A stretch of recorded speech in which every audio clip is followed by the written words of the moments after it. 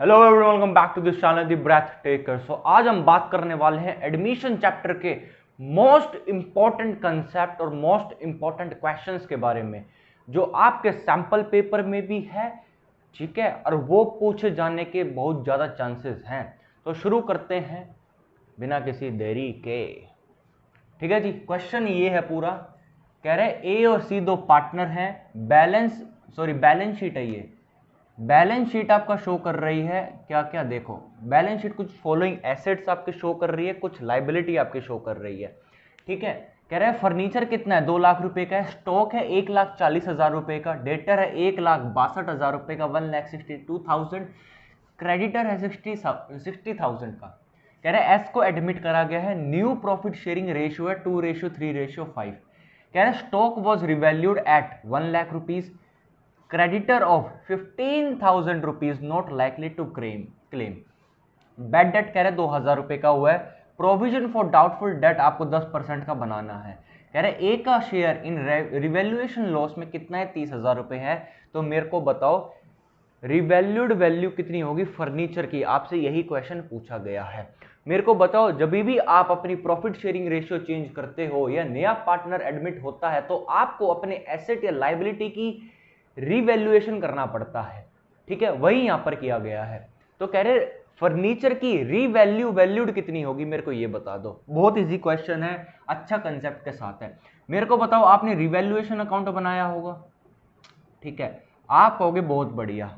मेरे को बताओ, कह रहे आपका बैलेंस शीट में स्टॉक था 1,40,000 का, आज उसकी वैल्यू कितनी है, 1,00,000 रुपए है। 1,40,000 की चीज थी, 1,00,000 रुपए बची है, तो घाटा कितने का हो गया, आपको लॉस कितने का हो गया, 40,000 रुपए का। और वो लॉस कहां पर आता है, डेबिट साइड में आता है। आप हो गए टू स्टॉक कितने का घाटा हो गया भैया, 40,000 रुपए का घाटा हो गया। आगे कह रहे creditor of ₹15,000 not likely to claim.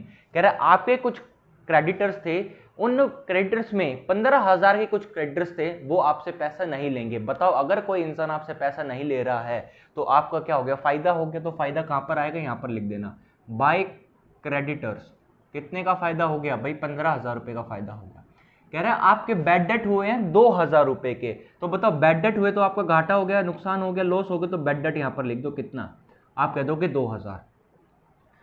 कह रहे आपको प्रोविजन बनाना 10% का। मेरे को बताओ डेटर कितने थे, डेटर थे आपके 1,62,000, 1,62,000। इसमें से बेड डेट माइनस करा, इसमें से क्या माइनस करा, बेड डेट माइनस करा, कितने का, 2,000 का।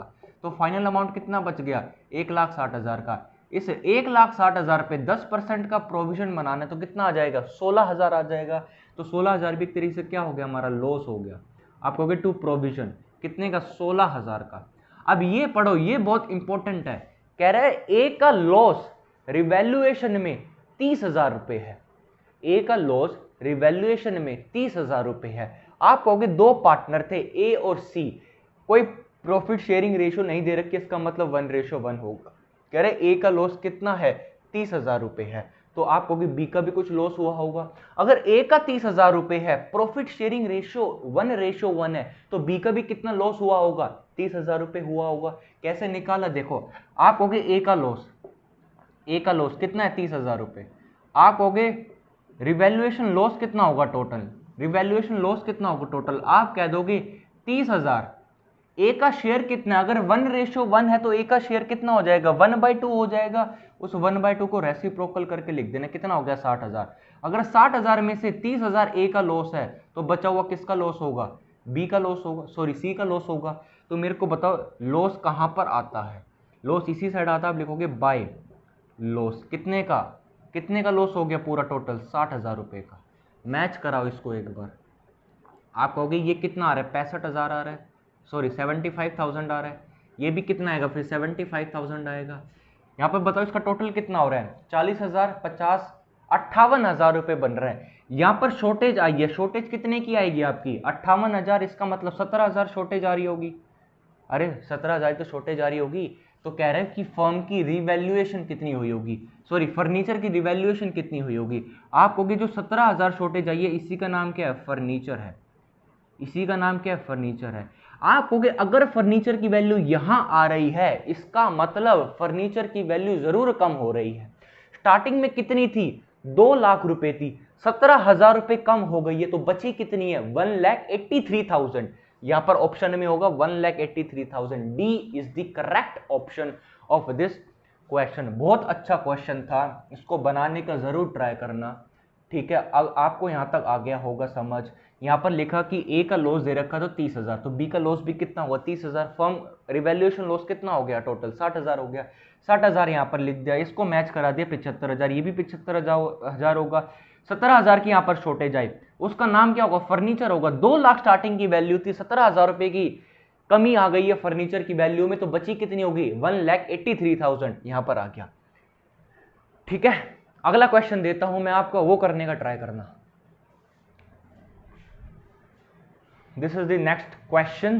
देखो क्या कह रहा है, कह रहे ए और बी दो पार्टनर है, 2:3, उनका प्रॉफिट शेयरिंग रेशियो है।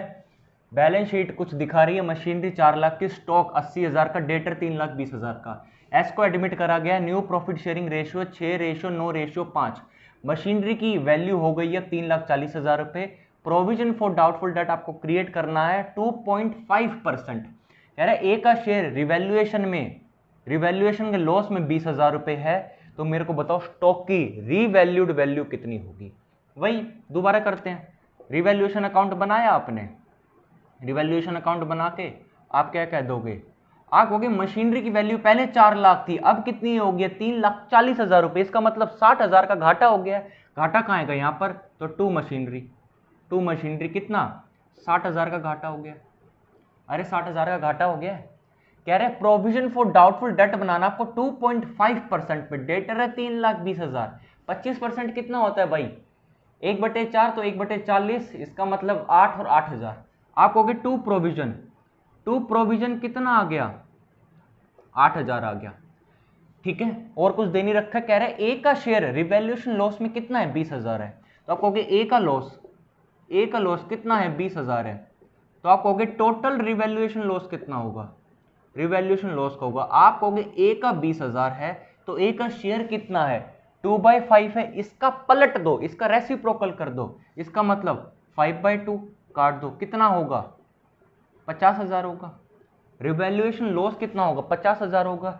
रिवैल्यूएशन लॉस आता कहाँ है? यहाँ पर बाय रिवैल्यूएशन, बाय लॉस लिख देता हूँ सीधा, ठीक है। कितना आ जाएगा? 50,000।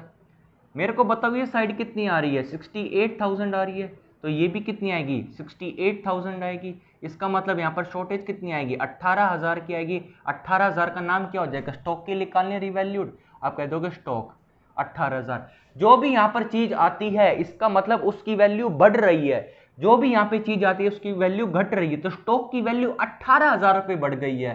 स्टॉक की वैल्यू कितनी थी? 80,000 थी, 18,000 और बढ़ गई है। इसका मतलब कितनी हो गई है? 98,000 हो गई है। Option number A is the correct option of this question. मेरी तरफ से एक क्वेश्चन घर के लिए तोहफा लेकर जाओ।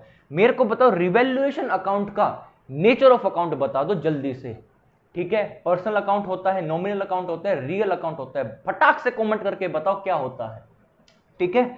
इतने मिलेंगे नई क्लास में, नई वीडियो के साथ, किसी धमाकेदार चैप्टर के साथ, ठीक है। Till then take care, good bye.